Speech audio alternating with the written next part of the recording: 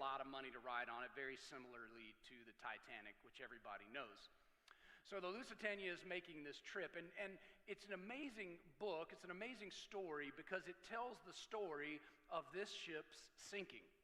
It was sunk by a German U-boat, and lots of people lost their lives. There were about 2,000 people on the Lusitania, and only about 600 of them lived. That is a terrible thing.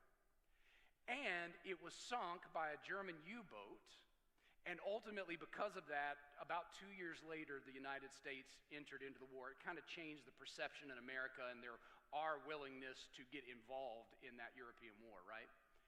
But this book really beautifully and interestingly tells the story from the perspectives of the people that were on the boat, some of whom lived, some who they found diaries of and various things like that so they could tell a little bit about who they were. And the book tells the story of the U-boat captain and his perspective, the German U-boat captain. His name was Walter Schweiger. Walter's story is told in this too, about how they were hunting down these ships, and part of his responsibility as a submarine captain was to get tonnage. And however many boats he sank and however much they weighed, those were the tons, right? So the higher the tonnage, the better of a captain you were, and you kind of got more pats on the back, you probably got paid more. I don't know exactly, but it was what they were after, fame and glory, et cetera, et cetera.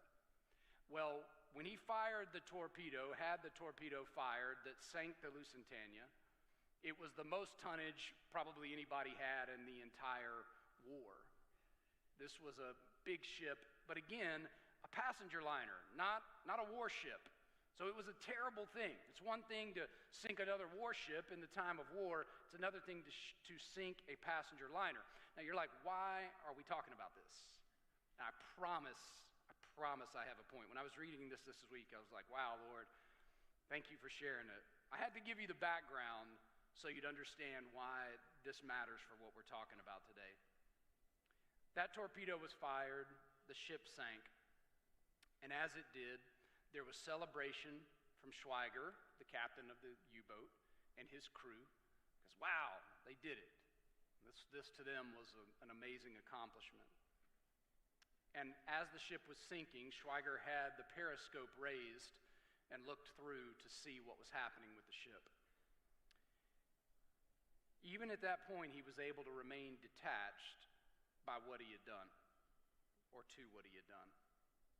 He later recounts this harrowing scene to a fellow U-boat captain, and this is what he said. This is what I was getting to, so thanks for hanging with me on that brief history lesson. Here's what he said. He said, the ship was sinking with unbelievable rapidity. Y'all, that ship sank in 18 minutes. Think about that. 18 minutes, 2,000 people on that old boat. Said there was a terrific panic on her deck.